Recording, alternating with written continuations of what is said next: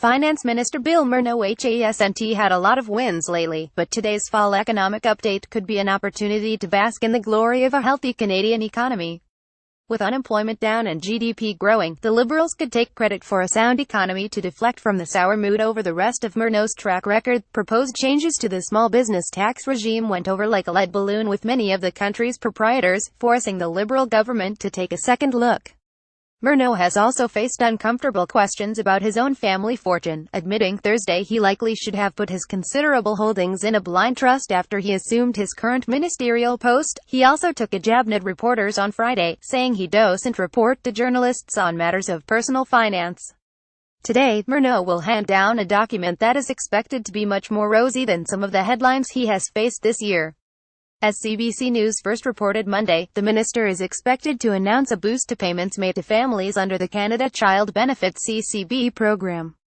Murno is also expected to bolster the Working Income Tax Benefit, a refundable tax credit aimed at providing tax relief for low-income Canadians who have jobs and encouraging those who don't to join the workforce, the Canadian press has reported. Murno will deliver the update in the House of Commons at 4 p.m. ET. CBCNews.ca will carry his remarks live. Distractions. Murno has already tried to shift the focus from distractions like his personal finances. Even when announcing he'd divest shares in Murno Chapel last Thursday, Murno reminded Canadians the Liberal government has overseen a really good couple of years. The Liberals believe the positive economic signs demonstrate the minister has kept his eye on the ball. This is going to be good news, a senior government official said. The economy is on fire. Our plan is working. Why back up now? The Canadian economy is by many measures on the up and up. Unemployment rates have drifted downwards, reaching levels not seen since the months before the Great Recession. The GDP growth rate, a key measure of a country's economic health, has been impressive, with the overall economy growing by 4.6% in the 12 months leading up to the end of May. The economy hasn't seen such lofty figures since 2000. And despite uncertainty around NAFTA negotiations, the TSX has rebounded after a sluggish start to the year. Even industries sensitive to trade talks, like auto parts and railways, have seen share prices soar since President Donald Trump's election last November.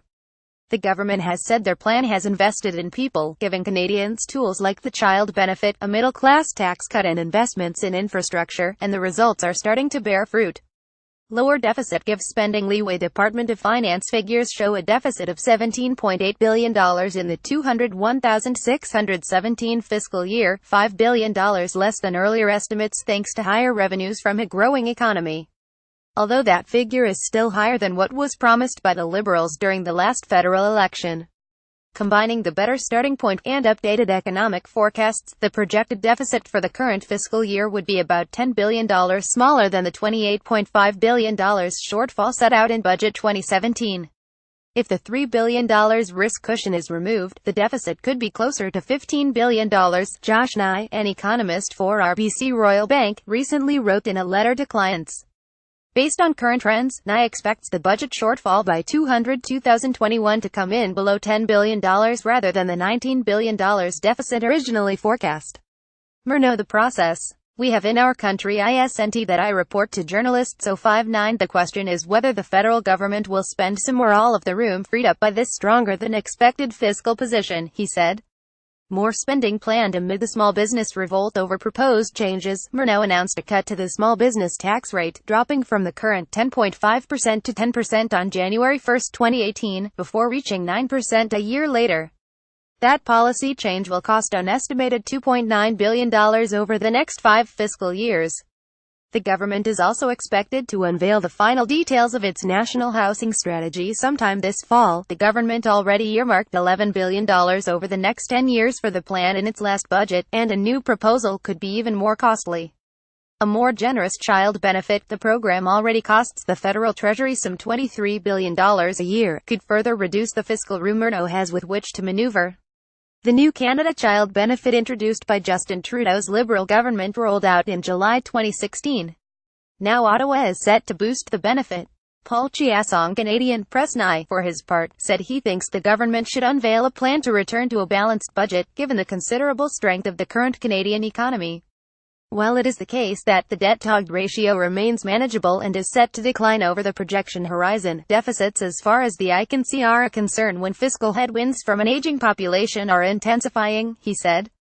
A balanced budget would leave room to respond if the currently enviable trend in Canada's economy deteriorates down the road.